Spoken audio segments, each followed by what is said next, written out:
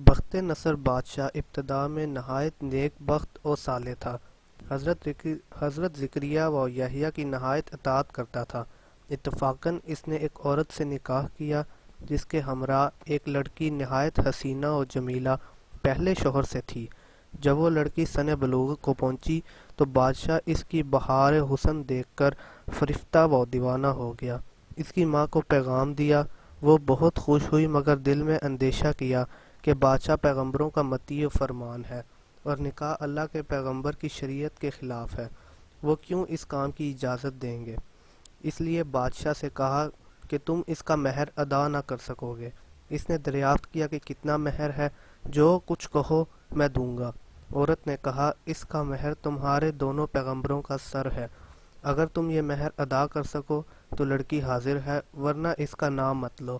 بادشاہ نے کہا کہ یہ پیغمبر ہمارے دشمن نہیں بلکہ ہمارے خیر خواہ اور دعا گو ہیں، ان کو بے جرم گناہ قتل کرنا ظلم عظیم ہے۔ اس کے سوا کچھ مانگو، جو مہر کہو مجھے منظور ہے۔ اس نے کہا کہ اس کے سوا کوئی مہر نہیں ہے۔ بادشاہ نے ہوائے نفسانی سے مغلوب ہو کر فوج کو حکم دیا کہ دونوں بے گناہوں کا سر کاٹ لاؤ۔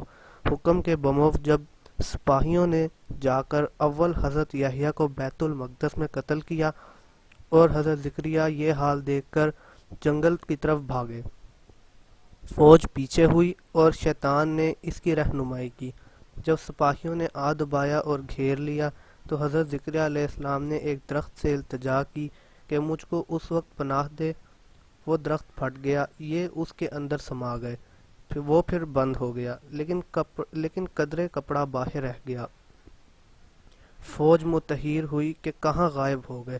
شیطان نے نشان دیا کہ اس درخت کے اندر ہیں اور یہ کپڑا ان کے موجود ہونے کی علامت ہے۔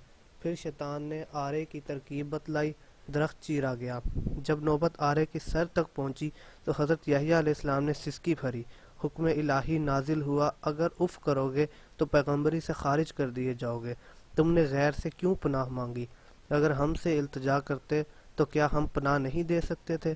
اب اس کا مزہ چکھو اور چپ سر پر آرا چلنے دو۔ غرض یہ کہ سر سے پاؤں تک جسم چیرا گیا اور حضرت زکریا علیہ السلام نے دم نہ مارا۔ جب دونوں پیغمبر اس بے دردی سے قتل ہوئے تو غضب الہی نازل ہوا۔ دن تاریک ہو گیا، ایک بادشاہ فوج خونخوار لے کر چڑھا اور اس شہر کے باشندوں کو گرفتار کر لیا۔